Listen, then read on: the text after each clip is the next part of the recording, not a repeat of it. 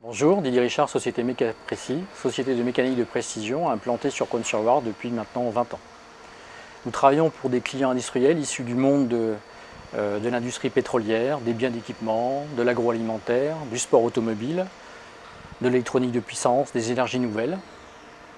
Nous travaillons sur des aspects prototypes, unitaires, petites séries, dans un contexte de pièces à forte valeur ajoutée.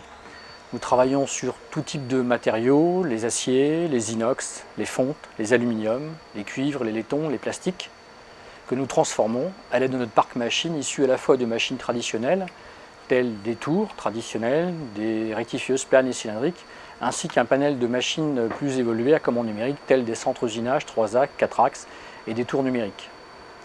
Nous sommes intégrés en contrôle qualité, selon une démarche ISO. Nous avons un local de métrologie avec climatisation, avec une personne dédiée pour lequel des opérations de contrôle diverses et variées sont exécutées, y compris avec une machine de mesure tridimensionnelle.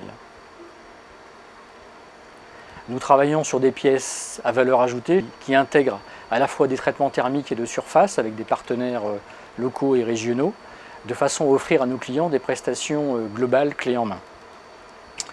Nous avons la possibilité aussi de faire évoluer les besoins des clients à l'étude de leur plan, de leurs éléments, de façon à faire évoluer les process dans un but, bien sûr, gagnant-gagnant client-fournisseur. Nous travaillons à partir de plans papier, à partir de fichiers 2D et 3D, pour lesquels nous appliquons des logiciels de transformation de CFAO, à la fois du Mastercam, à la fois du OpenMine, où les opérateurs régleurs peuvent faire évoluer les programmes en fonction des dispositions et des besoins des machines. On a l'exemple ici sur un opérateur régleur qui travaille sur un fichier client qu'il fait évoluer au fur et à mesure, qu'il transforme de façon à lui amener les différents process de fabrication nécessaires à son élaboration.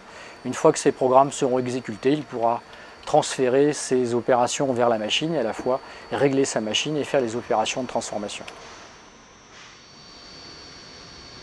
L'évolution du parc machine s'accompagne aussi une évolution des capacités, des performances des salariés. Il est bien évident que le fait de travailler sur une machine conventionnelle, dans l'esprit du compagnonnage, avec une connaissance des éléments, évolue fortement avec l'apparition des machines à commande numérique. On commence à travailler des outils numériques différents, même si la base reste la même, il faut à la fois toujours transformer, faire du copeau et réaliser les pièces.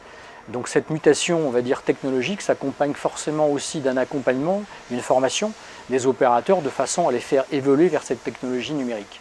À notre époque où les jeunes sont tentés par le tout virtuel numérique, notre métier de transformation de la matière a su garder les acquis et la noblesse du compagnonnage.